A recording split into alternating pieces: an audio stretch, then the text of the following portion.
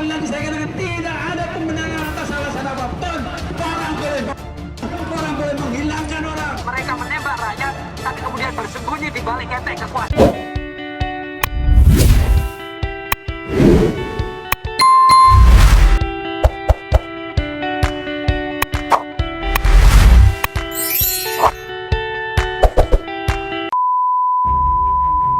Oke, standby, kamera ready, sound ready, 3, 2, 1, action. Tanggal 7 September 2004 menjadi hari yang tak akan pernah terlupakan oleh bangsa Indonesia. Hari di mana suara kebenaran dibungkam oleh racun. Seorang aktivis yang berani berjuang demi hak asasi manusia tewas di udara. Namanya Munir Said Dalim. Munir bukan sekedar aktivis. Ia adalah simbol keberanian, sosok yang tidak takut mengkritik kekuasaan demi keadilan bagi masyarakat. Ia membela korban penculikan, penyiksaan, dan pelanggaran HAM berat di masa lalu melalui lembaga Kontras, Komisi untuk Orang Hilang, dan korban tindak kekerasan. Munir menjadi suara bagi mereka yang selama ini telah dibungkam. Jadi kronologinya, tanggal 7 September 2004, Munir berangkat ke Belanda melanjutkan studinya di Universitas Utrecht. Ia naik pesawat Garuda Indonesia GA-974 dengan rute Jakarta, Singapura, Amsterdam. Namun, di tengah perjalanan menuju Amsterdam, Munir merasa tidak enak badan. Ia muntah-muntah dan terus merasa kesakitan selama beberapa jam kemudian. Nah, 2 jam sebelum mendarat, Munir menghembuskan napas untuk terakhir kali. Setibanya di bandara, hasil autopsi pun menunjukkan kadar arsenik yang sangat tinggi di dalam tubuh Munir. Itu adalah racun yang sangat mematikan untuk sistem pernapasan dan pencernaan. Kasus ini pun sangat menggemparkan publik di dalam maupun di luar negeri. Penyelidikan pun dilakukan. Seorang pilot cadangan Garuda Indonesia bernama Polikarpus Budihari Priyanto dinyatakan terlibat dan divonis bersalah. Namun, banyak yang yakin bahwa ini adalah bagian kecil dari rencana yang besar. Dan dalang utama dari kasus ini belum pernah terungkap. Tim pencari fakta kasus Munir yang dibentuk oleh Presiden Susilo Bambang Yudhoyono menemukan bahwa Munir sudah masuk dalam daftar operasi intelijen sejak tahun 2002 untuk dihabisi. Dan diketahui setidaknya ada 2 kali percobaan terhadap Munir, namun selalu gagal. Munir sempat dicoba untuk diracun di kantornya sendiri dan juga ditabrak.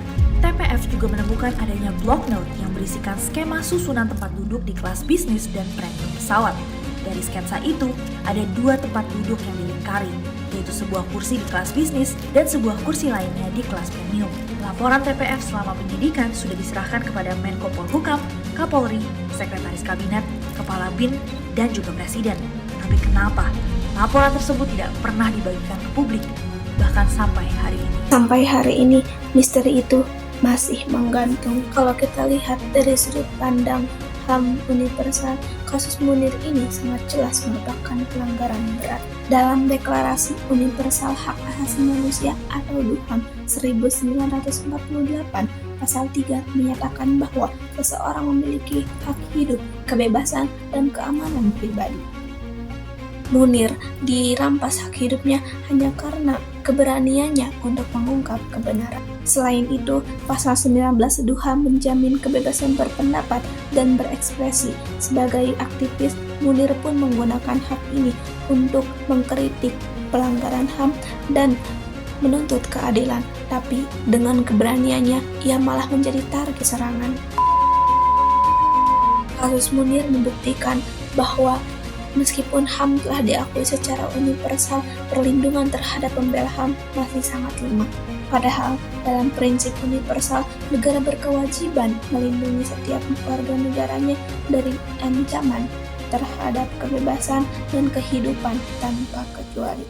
Kalau dilihat dari perspektif hukum Islam, hak hidup adalah hak yang paling suci. Dalam Quran Surat Al-Ma'idah ayat 32, Allah berfirman yang artinya, barang siapa yang telah membunuh satu jiwa tanpa alasan yang benar, maka seakan-akan dia telah membunuh seluruh manusia. Ayat ini menunjukkan betapa besar nilai kehidupan dalam Islam. Membunuh seseorang tanpa hak berarti melanggar prinsip kehidupan yang dijaga oleh Allah. Islam mengajarkan keadilan, kasih sayang, dan penghormatan terhadap martabat manusia. Munir yang memperjuangkan keadilan sejatinya mencerminkan nilai-nilai Islam itu sendiri.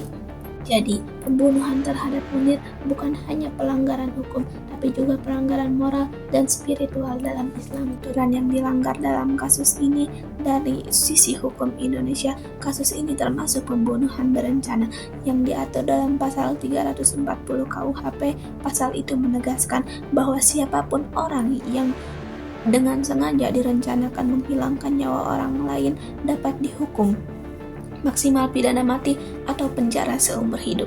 Lalu, kenapa kasus ini bisa terjadi? Nah, di sini ada beberapa faktor yang menjadi penyebab utamanya. Yang pertama, yaitu penyalahgunaan kekuasaan. Ketika aparat di negara tidak diawasi dengan baik, maka kekuasaan bisa digunakan untuk membungkam kritik. Kedua, budaya impunitas, di mana pelaku pelanggaran hukum, apalagi yang punya posisi kuat, seringkali lolos dari hukuman. Ketiga, lemahnya perlindungan terhadap aktivis HAM dan minimnya mekanisme perlindungan saksi serta korban. Dampaknya luar biasa besar. Kasus Munir menimbulkan krisis kepercayaan manusia terhadap sistem hukum. Banyak aktivis yang merasa takut untuk bersuara, media menjadi lebih berhati-hati, dan ruang kebebasan sipil terasa menyempit. Bahkan di mata dunia internasional, Indonesia sempat tercoreng namanya hanya karena dianggap gagal menegakkan keadilan bagi pembela HAM. Lalu, apa yang bisa kita lakukan? Yang pertama, negara harus membuka kembali penyelidikan tim pencari fakta atau TPF Munir secara transparansi kepada publik. 2. Memperkuat sistem perlindungan hukum bagi aktivis jurnalis dan pembela HAM agar mereka bisa menyuarakan kebenaran tanpa takut diintimidasi. Secara etis, kita sebagai masyarakat juga punya tanggung jawab moral. Kita tidak boleh diam melihat ketidakadilan. Kita harus berani bersuara sekecil apapun peran kita. Seperti kata Munir sendiri, kita boleh takut, tapi jangan berhenti melawan ketidakadilan. Refleksi dari kasus ini mengingatkan kita bahwa keadilan bukan sekedar kata, tapi perjuangan yang butuh keberanian dan ketulusan. Munir telah menunjukkan bahwa satu orang bisa mengguncang sistem yang tidak adil asal ia tak gentar memperjuangkan kebenaran. Lebih dari 2 dekade berlalu, kasus ini masih menjadi luka yang belum sembuh. Tapi di balik itu, ada warisan yang ia tinggalkan. Semangat untuk tidak menyerah, keberanian untuk bicara, dan keyakinan bahwa keadilan pasti akan datang, cepat atau lambat. Mungkin Munir telah tiada, tapi perjuangannya masih hidup dalam hati setiap orang yang percaya bahwa kebenaran tidak bisa dibunuh. Terima kasih telah menonton. Jangan pernah lupa bahwa kebebasan yang kita nikmati hari ini adalah hasil dari perjuangan orang-orang yang berani seperti Munir Said Talim. Semoga semangatnya terus menginspirasi kita semua untuk tetap peduli, berani, dan manusiawi.